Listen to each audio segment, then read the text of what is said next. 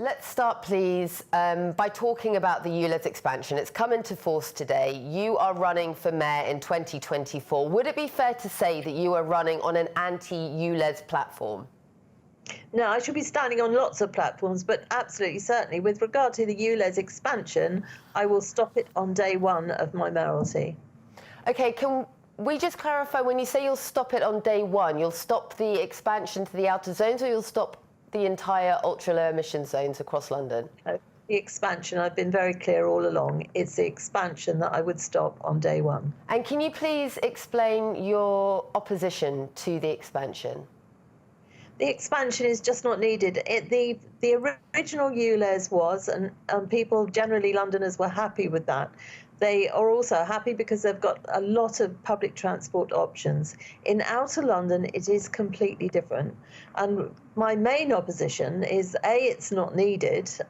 We can look at ways of reducing air pollution, and I've got a way to do that with a £50 million fund to target particular zones that could be problematic. But basically, I'm listening to Londoners, and Londoners living in outer London do not want this expansion. They've made it loud, they've said so loud and clear to Sadiq Khan, but he is just not listening to them. This is nothing but a tax grab to poor Londoners. This is a very, very bad day for London today.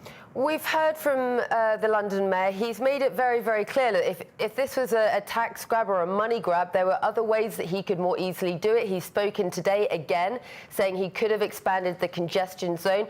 I think it's interesting that you touched on there that the initial ULEZ scheme, this was a Conservative policy, and they were very clear. The Conservative Party were very clear. This was a way to clear up London's air. That is something that London's Mayor Sadiq Khan has remained committed to when he took over the mayorship. So how can you now be doing a U-turn and opposing a policy that is part of your own Conservative government's policy?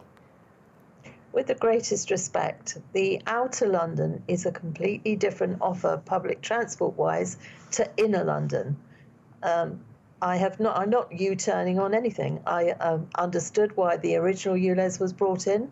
I do not understand why Sadiq Khan is not listening to Londoners and is trying to extend it to the outer boroughs of London, where it is absolutely not needed. So I'm not doing a U-turn at all. I have been absolutely clear from the beginning that it wasn't going to happen. Ms. Hall, I want to ask you, do you know who Ella Kissy Deborah is? Yes, of course.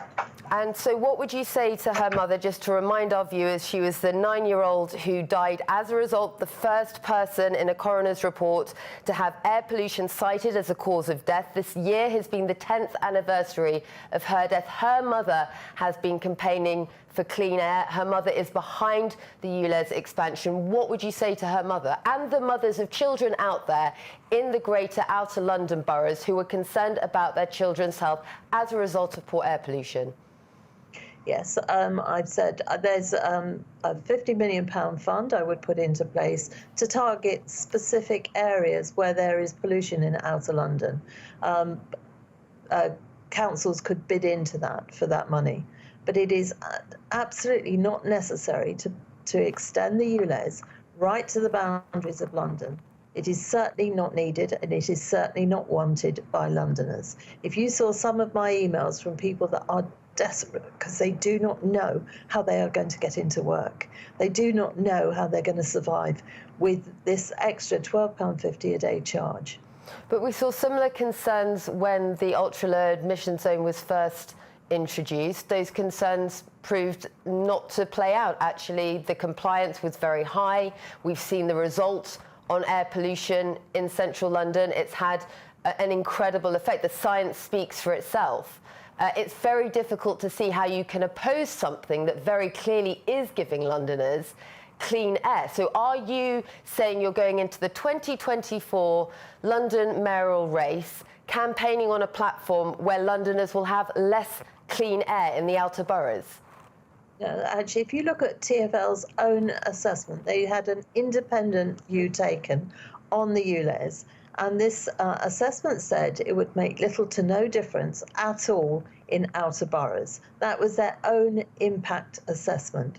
That wasn't mine. That was their own impact assessment, saying it would make little to no difference. And particulates, which are the very dangerous particles, if you like, it would make no difference at all. So I think people ought to look at the science around this. It will make virtually no difference whatsoever to put the expanded ULEZ into outer London. You're saying look at the science there. Research has shown repeatedly from air quality experts from around the world that the ultra-low emission zone works. It works. It's been tried and tested, and it works. We also have information. These are facts. These are scientific facts. The coroner in Ella Kissy-Deborah's death has very clearly said she died as a direct result of air pollution. The science, the research, the facts speak for themselves. The ultra-low emission zone, whether it's popular or not, is effective at reducing air pollution, and there is a risk to life that's been very clearly laid out in London to especially children as a result of the high air pollution in these areas. It's very difficult to see how you can argue with those facts. TfL's own assessment said, their own impact assessment said, it will make little to no difference whatsoever. The actual expansion of the ULEZ will make a massive difference to the hardest working families and ordinary working families who cannot afford to replace their cars. To them, it is a very big deal. Mitchell, you're quoting TfL again there. I want to know if you really believe this. And actually, I want to ask you, do you think that we all as Londoners have the right to breathe clean air? Clean air is an important issue, of course it is. But when you're it's not an important issue. It's an issue of life and death for some people, and actually an issue of life and death for the most deprived in parts of London, in the outer boroughs. You're talking about the risk to finances for those who are most deprived. So it's not just an important issue. It is a matter of life and death, and again, that's scientifically proven. Well, I won't dispute that with you at this stage. All I will say is his own impact assessment said it would make virtually no difference. I found £50 million within the mayor's budget that would be targeted to the areas where there is air pollution. I wouldn't use a sledgehammer to crack a nut, which in effect is what he's doing here. And it's just a tax grab. It's £200 million they are assuming they will get from this in its first year. That is a tax grab. And I just want again to point out to the viewers who are watching that the London mayor has pushed back on that. That's an assertion that you're making. That's not based in fact. And as he said, there would have been easier ways to make some money. I want to come back to the question, though. Do you believe that all Londoners have the right to breathe clean air? It was the mother of Ella Kissy-Deborah who said that, yes, they should. And right now, that is not the case, because you've got ULEZ, an ultra-low emission zone in the centre of London. You do not have it in the outer London boroughs. So on that question, do you, Susan Hall, believe we all have the right as Londoners to breathe clean air? Yes or no? I believe that we've got the right to have a mayor that will listen to us. And people in outer London, Londoners, do not agree with the ULEZ expansion. OK, can I just ask you to come back to Boris Johnson when he was Mayor of London? This is a Conservative policy launching the ultra-low emissions zone. I've got the press release right here in front of me. I'm reading leading health organisations, including Asthma UK, the British Lung Foundation, the Chartered Society of Physiotherapy. They've all voiced their support for these changes. The Conservative government, this is not only a Conservative government policy, have been fully behind it. They have quoted the science that this is something that saves lives, particularly children's lives. Why, moving into the mayor's race in 2024, would anyone believe you when you're now opposing something that was originally a Conservative government policy? You can see the difficulty here, right? Why would anybody believe Sadiq Khan when he said 2 years ago that putting the ULEZ expansion into outer London would make no difference at all, and it would be better dealt with little area by area, which is exactly what I'm saying. Now he's changed his mind. Well, it's arguable to say that it's you as a Conservative candidate that's changing your mind, because I'm holding the Conservative government press release announcing in glowing terms the launch of the ultra-low emission zone and the health benefits it will have for Londoners. Why are you now campaigning against a government policy that was your own party's policy. I've got the launch right here. I'm campaigning against the ULEZ expansion.